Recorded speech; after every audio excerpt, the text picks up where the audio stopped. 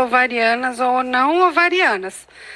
Ovarianas, ovário policístico, cistos funcionais, endometriomas, cistoadenoma seroso, cistoadenoma mucinoso, teratoma maduro, fibroma, tecoma, o cisto paratubário, aí as não ovarianas, o cisto paratubário, a hidrossalpinge, o abscesso tubovariano, pseudocisto peritoneal, abscesso de apêndice, abscesso diverticular, rim pélvico. Então, a gente fez essa revisão baseada na terminologia de IOTA, né? Então, a gente evita descrever o termo massa complexa, tá?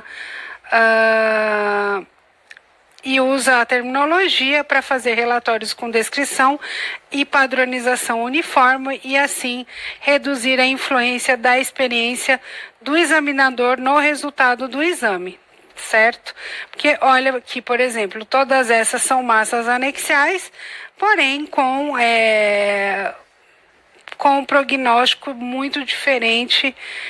Todas elas têm um prognóstico e por isso que a gente tem que usar o termo, tá? Não dá mais para usar massa complexa. Começando descrevendo as massas, então a gente descreve ela como unilocular, unilocular sólida, multilocular, multilocular sólida ou sólida.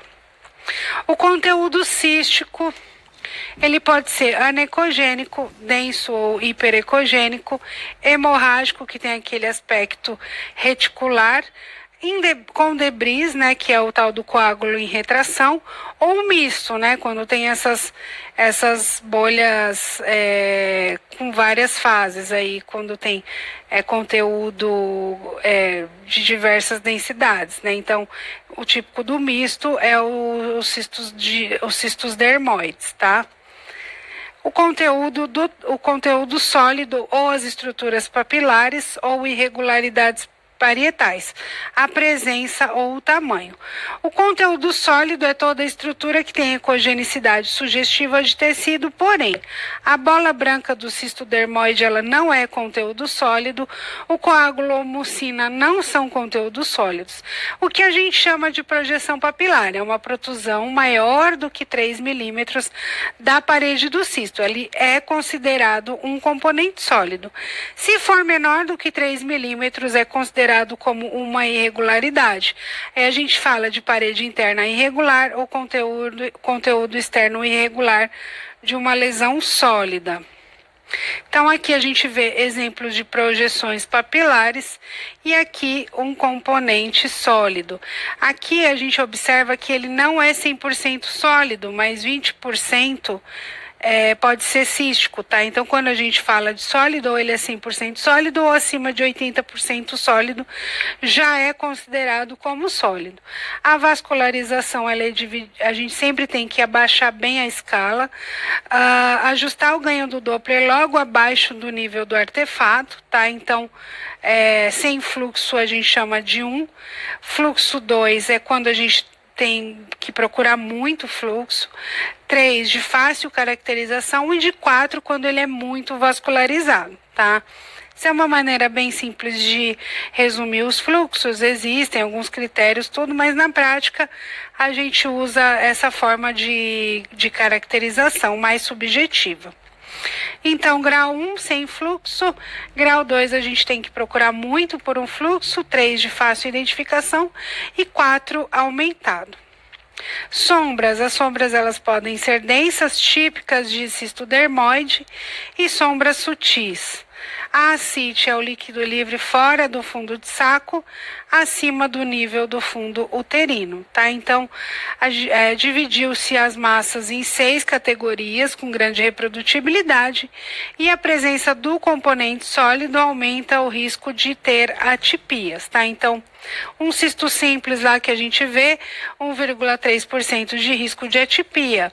Um multilocular, 10%, unilocular com componente sólido, 37%, multilocular com componente sólido, 43% e sólido, 65%.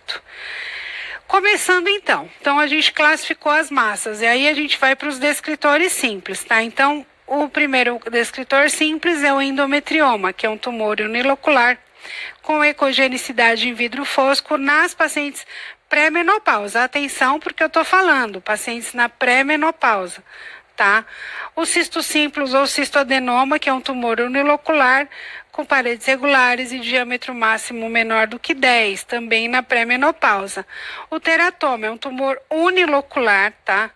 Com ecogenicidade mista e sombra acústica, também nas pacientes pré-menopausa. Os cistos funcionais ou hemorrágicos, tumores uniloculares residuais, com paredes regulares nas pacientes pré-menopausa. Já o descritor simples maligno é um tumor com ascite, pelo menos moderado fluxo ao Doppler, em mulheres na pós-menopausa, com idade maior do que 50 anos e CA125 maior do que 100. Então, 50% das massas a gente vai conseguir classificar nos descritores simples.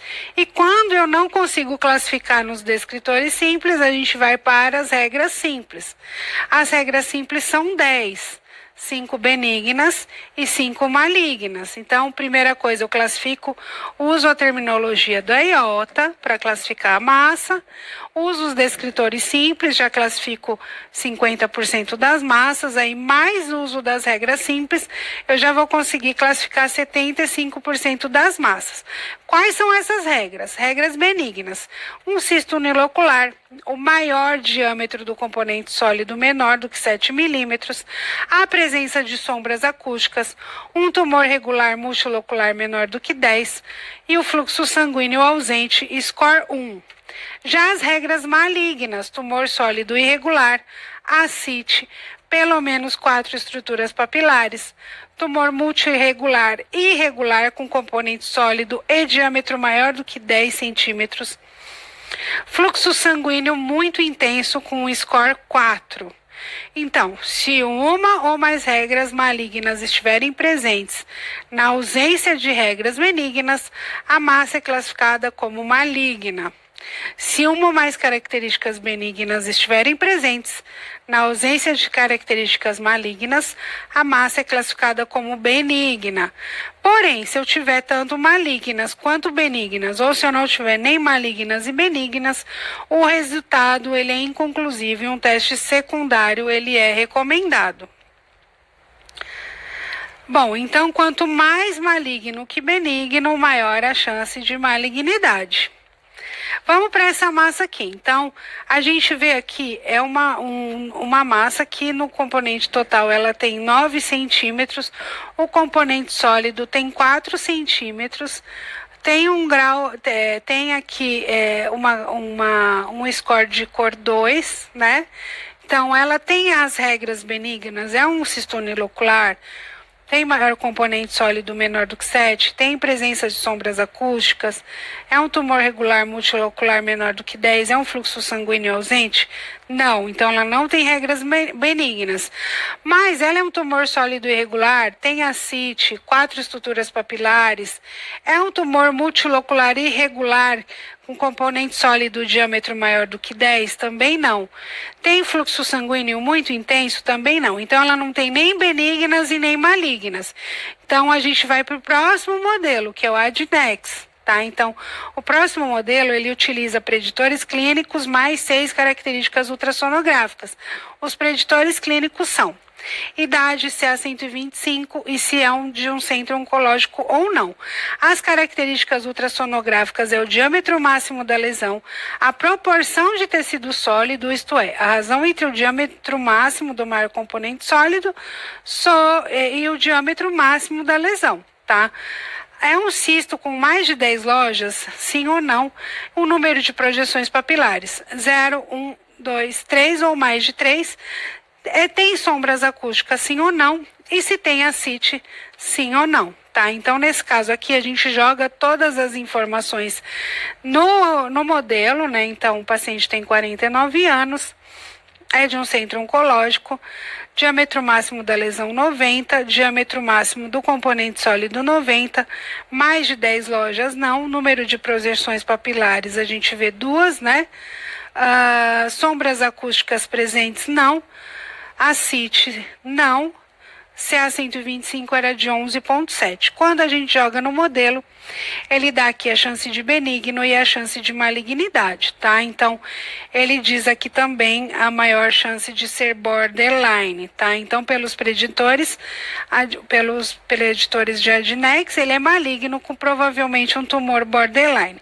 Quando fez-se aí a cirurgia, realmente constatou-se que esse tumor, sem características benignas nem malignas, ele era indeterminado e, pela opinião já subjetiva do especialista, ele já era um tumor borderline, que se confirmou com a cirurgia.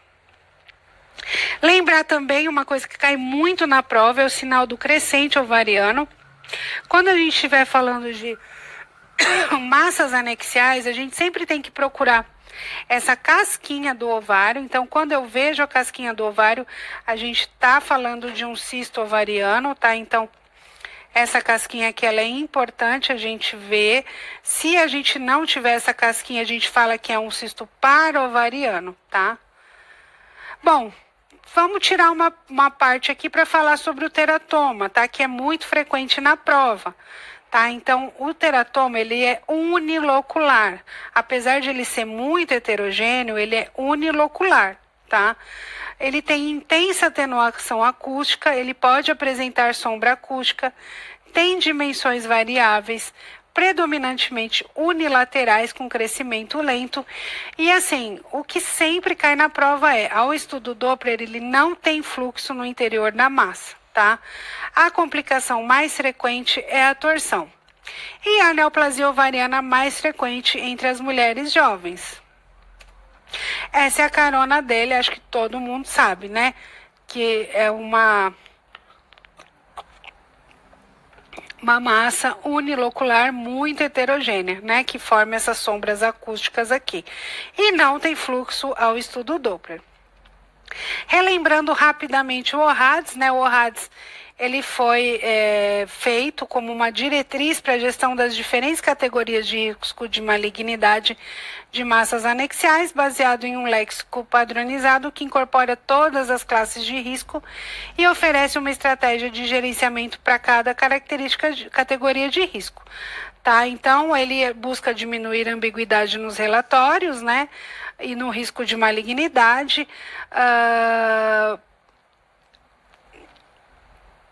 Então, a gente vai ter, as recomendações, ela funciona principalmente na gestão dos pacientes sem sintomas agudos, tá? Então, isso que eu queria ressaltar com vocês. Então, o paciente tem lesão axial, mas não tem sintomas agudos.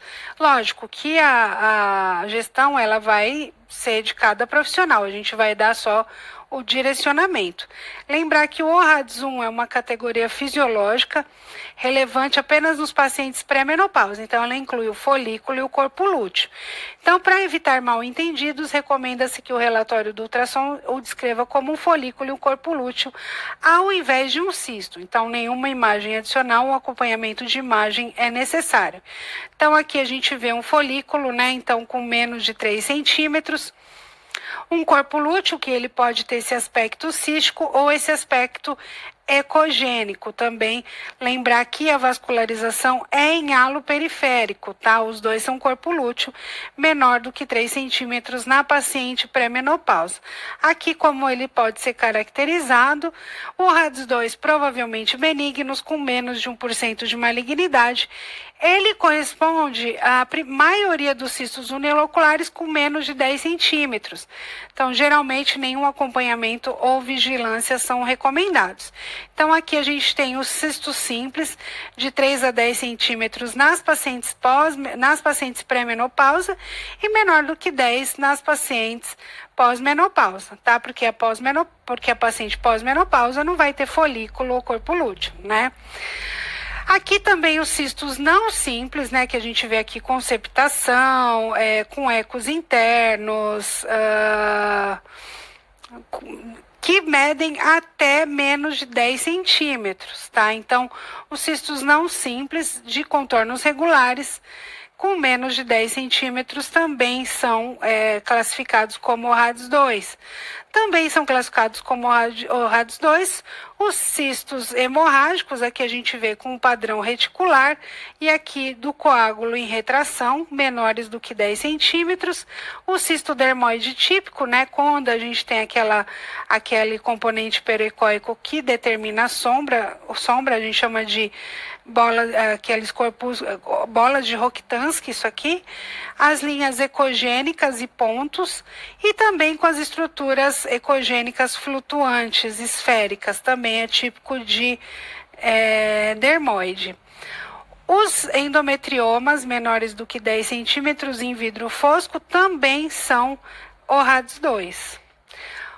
Aqui a gente vê aquelas que têm o sinal do crescente negativo. Então, a gente vê aqui um cisto para-ovariano, então o ovário está bem longe aqui, os cistos para-ovarianos de qualquer tamanho, os cistos de inclusão peritoneal, né, que mimetizam bastante ali os cistos anexiais, mas a gente vê que ele não tem sinal do crescente, e a hidrossalpinge, com as septações incompletas, as tubulares, ou aquelas que têm impressões na parede. Tá? Também são ORADS 2. Já o ORADS 3, ele tem baixo risco de malignidade, de 1 a 10%. Ele inclui todos os cistos simples que a gente falou, os cistos lisos uniloculares não simples e lesões com descritores benignos clássicos, porém, que são maiores ou iguais a 10 centímetros. Então, tudo que a gente falou no 2 maior do que 10 centímetros. Inclui também cistos uniloculares com irregularidades de parede, cistos multiloculares com menos de 10 centímetros sem componente sólido, como a pontuação de cor inferior a 4, e lesões avasculares sólidas ou de aparência sólida com contorno externo liso de qualquer tamanho. A gente já vai ver a imagem. Então, com a categoria 3, a pontuação de cor ela é incorporada ao sistema de estratificação de risco. A grande maioria das lesões ORADS 3, elas são benignas. Então, o comitê ele concordou que não há necessidade de consulta com um oncologista ginecológico. Então, aqui, os cistos uniloculares maiores do que 10, todos os outros, né, hemorrágico, dermoide, endometrioma, maiores do que 10. Os cistos uniloculares com irregularidades de parede, então a irregularidade de parede tem que ser menor do que 3 centímetros, de qualquer tamanho. Os cistos multiloculares de margens de paredes regulares, menores do que 10 centímetros e discorde cor de 1 a 3, tá? Aqui que eu chamo a atenção de vocês, tá? Então, as massas que são sólidas ou com aparência sólida, isto é, mais de 80% sólido, de contornos regulares e de qualquer tamanho, porém sem fluxo. Muita gente ia colocar ORADS 4, 5 na prova se aparecer. Mas se ela for sólida, com paredes regulares e de qualquer tamanho e sem fluxo, ela é considerada um ORADS 3, menor do que 10% de malignidade, tá? O ORADS 4, que tem o risco intermediário, de 10 a 50% de malignidade, são cistos multiloculares que são maiores ou iguais a 10 centímetros ou tem uma parede interna irregular ou irregularidade septal, que é menor do que 3 milímetros. Também os cistos uniloculares e multiloculares de qualquer tamanho com componente sólido ou pontuação de cor de até 4 e lesões sólidas lisas, mais de 80% sólidas com pontuação de cor de 2 a 3. Então, aí sim a gente tem que prosseguir com o oncologista com ressonância e biomarcadores séricos. Então, aqui a gente vê um cisto multilocular de paredes regulares com score de cor de 1 a 3, tá? Aqui a gente vê um cisto multilocular, né? Aqui a gente já vê um score de cor 4, tá? Aqui um cisto multilocular com irregularidades parietais, ou contornos irregulares ou septações irregulares de qualquer tamanho, de qualquer score de cor. Já que a gente vê um cisto unilocular com componente sólido né, sem projeções papilares de qualquer tamanho ou de qualquer score de cor. Aqui já entram também as projeções papilares. Então, aqui a gente vê um cisto unilocular com 1 a 3 projeções papilares de qualquer tamanho e de qualquer score de cor. Por ser como a projeção papilar, ela indica bastante, assim, uma pior, que o caso tem maior risco de malignidade, né? Então, de 1 a 3 projeções papilares de qualquer tamanho, de qualquer score de cor, já indicam o RADS 4. Aqui um cisto multilocular com componente sólido de qualquer tamanho, com score de cor de 1 a 2. E aqui já entram as massas sólidas, com contornos regulares, né? Quando eu falo sólido, é mais de 80% sólido, vou bater bastante nessa tecla. Porém, essa daqui, diferente da do RADS 3, que era um score de cor 1, ela já tem um score de cor 2 e 3, tá? Então, essa daqui, ela já tem um score de cor 2 e 3. Já o RADS 5, ele tem alto risco de malignidade, mais de 50%. São lesões sólidas irregulares e cistos multiloculares com componente sólido e alto score de cor. A presença de ascite ou nódulos peritoneais, ela também indica um RADS 5, tá? Lógico, exceto quando tiver um componente fisiológico ali agudo. Então, a gente também tem que ter a avaliação do oncologista com ressonância e os biomarcadores séricos. Então, os cistos são os cistos com mais de 4 projeções papilares de qualquer tamanho, de qualquer score de cor. Aqui um cisto multilocular com componente sólido de qualquer tamanho, score de cor 3 e 4. E aqui já entra os componentes sólidos maior do que 80% sólidos, de contornos regulares de qualquer tamanho, porém com score de cor 4. Então, quando era score de cor 1, era o RADS 3. Score de cor 2 e 3 foi para o RADS 4. E score de cor 4 foi para o RADS 5, tá? Então, esse aqui acho que é o maior fator ali para confundir na prova. E também, quando eu tiver sólido, de contornos irregulares, de qualquer tamanho, de qualquer score de cor, aí ele já vai automaticamente para 5, tá? Então, a gente estava falando aqui de contornos regulares. Ascite e nódulos peritoneais também já são o RADS 5.